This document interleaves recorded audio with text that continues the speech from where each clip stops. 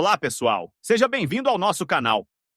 No vídeo de hoje, vamos explorar a fascinante origem da língua portuguesa, de onde ela vem e como se formou essa língua falada por milhões de pessoas ao redor do mundo. Vamos descobrir a história de uma das línguas mais ricas e influentes, suas raízes históricas e as influências que moldaram o português que conhecemos hoje. Mas antes de começarmos, se você gosta de curiosidades como essa, não se esqueça de se inscrever no canal, ativar o sininho para não perder nenhum vídeo e deixar o seu like. Assim, você ajuda a gente a trazer mais conteúdo de qualidade para você. Agora, vamos embarcar nessa viagem pela história da língua portuguesa. A história das línguas românicas. Para entendermos a origem da língua portuguesa, é essencial saber que ela faz parte de um grande grupo de línguas chamadas línguas românicas. Mas o que são as línguas românicas? Bem, elas têm uma origem comum no latim, mais especificamente no latim vulgar, que era falado pelo povo durante o Império Romano. A língua portuguesa, portanto, compartilha suas raízes com outras línguas românicas, como o espanhol, o italiano, o francês, o romeno e o catalão. Mas, apesar dessas semelhanças, o português tem características únicas, moldadas por uma série de eventos históricos e influências culturais ao longo dos séculos. O Império Romano e a difusão do latim. Tudo começa com o Império Romano, que entre os séculos 3 a.C. e 5 d.C. conquistou grande parte da Europa, incluindo a Península Ibérica, onde hoje encontramos países como Portugal e Espanha. Durante esse período, o latim foi imposto como a língua oficial do Império. No entanto, não se falava o latim clássico, aquele utilizado pelos escritores e eruditos romanos. O que se espalhou por todo o Império foi o latim vulgar, uma versão mais simples e coloquial do latim. As pessoas começaram a adaptar o latim à sua própria língua e cultura, o que gerou variações regionais da língua. Essas variações seriam a base das futuras línguas românicas.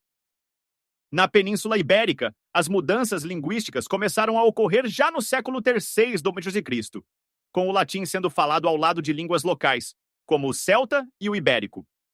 Essas línguas indígenas influenciaram a forma como o latim vulgar foi evoluindo por ali. O processo de formação do português? Agora, vamos focar na formação do português. Após a queda do Império Romano no século V, a Península Ibérica foi invadida por diferentes povos germânicos, como os visigodos. Esses povos não falavam latim, mas suas línguas também deixaram marcas no desenvolvimento do português, especialmente no vocabulário. No entanto, o grande divisor de águas para o português, assim como para o espanhol, foi a invasão muçulmana em 711 d.C. Quando os mouros chegaram à Península Ibérica, eles trouxeram consigo o árabe, uma língua que, durante quase 800 anos de domínio muçulmano, teve uma grande influência no vocabulário e na fonética de várias línguas da região. Embora a língua árabe tenha deixado um legado duradouro, o latim vulgar continuou a ser a base sobre a qual o português se desenvolveria. Ao longo dos séculos, esse latim evoluiu lentamente, tornando-se uma língua distinta. O primeiro registro da língua portuguesa, o Cantigas de Amigo. O que podemos considerar como o nascimento do português escrito aconteceu por volta do século XII, durante a formação do Reino de Portugal. Embora o latim continuasse a ser a língua da igreja e da educação, o português começou a se consolidar como uma língua distinta nas poesias e canções populares. Um exemplo importante do uso do português medieval pode ser encontrado nas Cantigas de Amigo, um tipo de poesia popular da Idade Média que utilizava um vocabulário e uma gramática em português arcaico. Essas cantigas refletem o desenvolvimento da língua, ainda muito influenciada pelo latim, mas já com características próprias. A influência da Idade Moderna. O português se solidifica. Durante os séculos XV e XVI, Portugal se tornou uma grande potência marítima. A era dos descobrimentos levou os portugueses a explorar novas terras e estabelecer relações comerciais com diversos povos ao redor do mundo. Essa expansão global trouxe novas influências ao português, especialmente de línguas africanas, indígenas e asiáticas. No entanto, foi durante o reinado de D. João I, no século XIV, que a língua portuguesa começou a se firmar como a língua oficial do reino. O escritor Gil Vicente, considerado o pai do teatro português, também desempenhou um papel importante na popularização do português como língua literária. O processo de padronização da língua portuguesa. Até o século XVI, o português ainda apresentava uma grande diversidade regional, com variações significativas entre os diferentes dialetos falados nas várias partes de Portugal. Para estabelecer uma língua unificada e garantir uma maior coesão no império, os portugueses começaram a buscar formas de padronizar a língua. A primeira grande obra literária a estabelecer as bases do português moderno foi a Os Lusíadas, de Luís de Camões, publicada em 1556. Este épico, escrito em um português mais elaborado e erudito, se tornou um marco na língua portuguesa, ajudando a consolidar a forma que conhecemos hoje. No entanto, foi somente no século XVIII, com o reinado de Dom João V, que a língua portuguesa passou por uma padronização mais formal, graças ao trabalho dos gramáticos e estudiosos da época. Foi também nesse período que se começaram a adotar as normas ortográficas que ainda influenciam o português contemporâneo. O papel do português no mundo, colonização e expansão global. Um dos maiores fatores que impulsionaram a língua portuguesa, para além de Portugal, foi a colonização.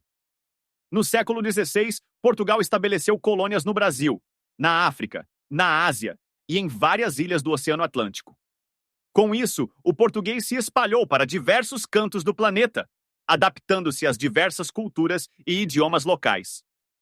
Hoje, o português é a língua oficial de vários países, incluindo Brasil, Angola, Moçambique, Portugal, Cabo Verde, São Tomé e Príncipe, Guiné-Bissau e Timor-Leste. Além disso, o português é uma das línguas mais faladas do mundo, com mais de 260 milhões de falantes, e continua a se espalhar como língua de cultura e comércio em várias partes do globo. O português moderno e suas variações regionais. No Brasil, por exemplo, o português sofreu influências significativas das línguas indígenas, africanas e de outras culturas imigrantes. Isso resultou em uma variante única do português, que, embora compartilhe uma base comum com o português de Portugal, tem características distintas em termos de vocabulário, gramática e pronúncia. Nos países africanos, o português também se adaptou às realidades locais, mantendo o uso do português formal, mas também incorporando palavras e expressões das línguas nativas. Por fim, a globalização e o acesso à internet têm unido ainda mais as diferentes variantes do português, com o surgimento de uma língua global que se adapta e se mistura constantemente, embora mantendo suas raízes históricas e culturais. A língua portuguesa como patrimônio vivo. A língua portuguesa, como podemos ver, é o resultado de séculos de influências culturais, históricas e sociais. Ela é uma língua viva, que continua a evoluir e se adaptar, seja nos palácios de Lisboa, nas ruas de São Paulo ou nas aldeias de Moçambique. O mais fascinante é que, apesar de suas variações regionais, o português une milhões de pessoas ao redor do mundo com uma história rica e um futuro promissor. O português, de fato, continua a crescer como uma língua de expressão literária, artística e científica, mantendo-se relevante no cenário global. E aí, pessoal, o que acharam dessa jornada pela origem da nossa língua? Como vimos, o português tem uma história rica e cheia de influências fascinantes. E assim, chegamos ao final de mais um vídeo. Muito obrigado por ter assistido até aqui e por fazer parte dessa jornada de aprendizado conosco. Espero que você tenha gostado de entender um pouco mais sobre a origem da língua portuguesa e como ela se formou ao longo dos séculos. Se você curtiu esse conteúdo, não se esqueça de deixar o seu like e de se inscrever no canal para não perder os próximos vídeos. Ah, e compartilhe com seus amigos para espalharmos o conhecimento. Deixe também nos comentários o que você achou e se tem algum outro tema curioso que gostaria de ver por aqui. Sua opinião é muito importante para nós. Até o próximo vídeo, pessoal. Fiquem bem e até logo.